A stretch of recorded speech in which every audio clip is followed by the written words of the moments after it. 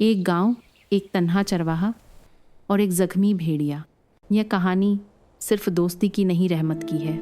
जब हारित ने अपने दुश्मन पर रहमत की तो उसने सिर्फ एक जान नहीं बचाई, उसने एक रूह को जगा दिया। क्या होता है जब दुश्मन मुहाफिज बन जाए? क्या रहमत सच में इंसान को बदल सकती है?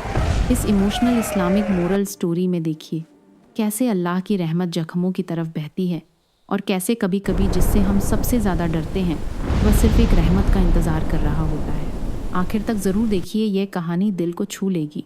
पहाड़ों की सख्त वादियों में जहाँ हवा भी दुआओं की तरह चलती थी, वहाँ एक चरवाहा रहता था। उसका नाम था हारित। लोग उसे दो चीज़ों के लिए जानते थे, अपनी भेड़ों से बेपनाह मोहब्बत और अल्लाह पर गहरा यकीन। हर सुबह फज्र से पहले वह खुले आसमान के नीचे खड़ा होता, हाथ उठाता और कहता, या अल्लाह, जो अमानत तूने मुझे दी है उसकी हिफाजत फरमा। उसकी भेड़ें सिर्फ रोज़ी का ज़रिया नहीं थीं, वो उसकी जिम्मेदारी थीं, उसका फ़ख्र थी। और पहाड़ों में एक सीधा सा कानून था, भेड़िया दुश्मन होता है और चरवाहा उसका शिकारी।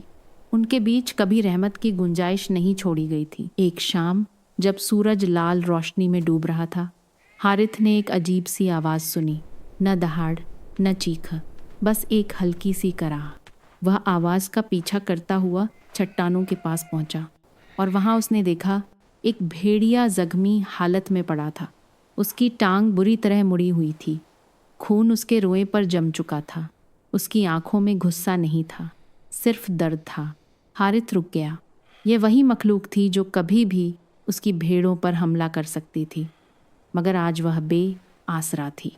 हारिथ के दिमाग ने कहा, छोड़ दो इसे, यह तुम्हारा दुश्मन है। मगर उसके दिल ने धीरे से कहा, रहमत हकदार को नहीं, मजबूर को दी जाती है। उसने आसमान की तरफ देखा और कहा, या रहमान, मेरी रहनुमाई फरमा। भेड़िया उठने की कोशिश करता, फिर गिर जाता। हारिथ ने अपना चोगा उतारा और आहिस्ता आहिस्ता करीब गया। भेड़िया हल्की सी घराहट करता रहा, मगर वह कमज़ोर था। हारिथ ने उसे अपने चोग में लपेटा और कंधे पर उठा लिया। दूर खड़ी भेड़ें डर कर इधर उधर भाग गईं। अपने कंधे पर उठाए हुए वह धीरे धीरे गांव की तरफ बढ़ा। हर सांस में खामोशी, हर दिल में सवाल। हारिथ के दिल में भी डर था, मगर उसने खतरा मोल लिया। जब वह गांव वापस आया और लोगों ने देखा कि वह एक भेड़िया घर ला रहा है, तो सब गुस्से से भर गए। तुम पागल हो गए हो? ये तुम्हारी भेड़ों को खा जाएगा। दुश्मन पर तरास खा रहे हो।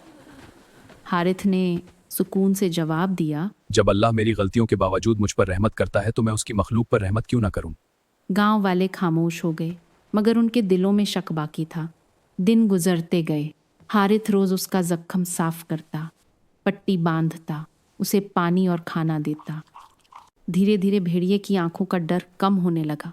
एक रात जब हारिथ तहज्जुद पढ़ रहा था, उसने महसूस किया कि कोई उसे देख रहा है। वह भेड़िया था, खामोश, बेहरकत, मगर उसकी नज़र में भूख नहीं थी, सिर्फ एतबार था। और वह हारिथ के साथ अब काफ़ी मनोस हो चुका था। खामोशी में भी विश्वास और अपनापन झलक रहा था। कुछ हफ्तों बाद भेड़िया ठीक हो चुका था। हारिथ ने उसकी आखिरी पट्टी खोली और दरवाज़ा खोल दिया। तुम आजाद हो, तुम मुझ पर कोई कर्ज नहीं रखते। भेड़िया धीरे से बाहर निकला, रुका, पीछे मुड़कर देखा, फिर अंधेरे जंगल में गायब हो गया। वक्त गुजरता गया, सब कुछ मामूल पर आ गया। फिर एक रात सख्त तूफान आया। हवा चीख रही थी, बिजली चमक रही थी।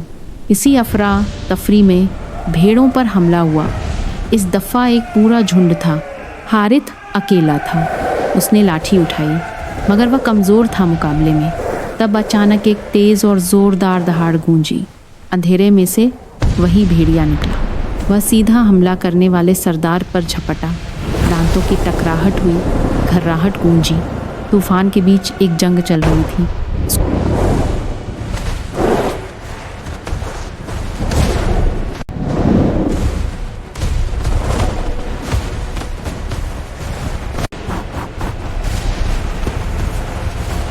सुबह तक हमला करने वाले भाग चुके थे और भेड़ें महफूज थीं।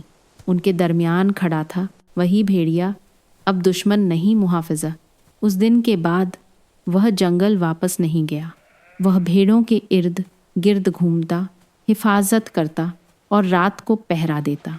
गांव वाले हैरान थे। एक बच्चा हारित से पूछ बैठा, ये क्यों बचा रहा है उन्हें जब ये नहीं खाता था?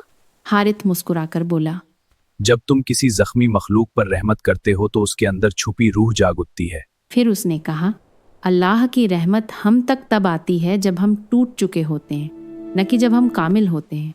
हम दुनिया को अक्सर 2 हिस्सों में बांट देते हैं, अच्छे और बुरे, दोस्त और दुश्मन। मगर रब की रहमत इंसानी हिसाब से नहीं चलती। वह जख्मों की तरफ बहती है, मजबूर की तरफ, गुमराह की तरफ। हारिथ ने खतरा मोल लिया, मगर उसने सिर्फ एक भेड़िया नहीं बचाया, उसने रहमत का राज्य समझा। कभी कभी जिससे तुम सबसे ज़्यादा डरते हो वह सिर्फ एक रहमत का इंतज़ार कर रहा होता है। और शायद कभी तुम भी थे।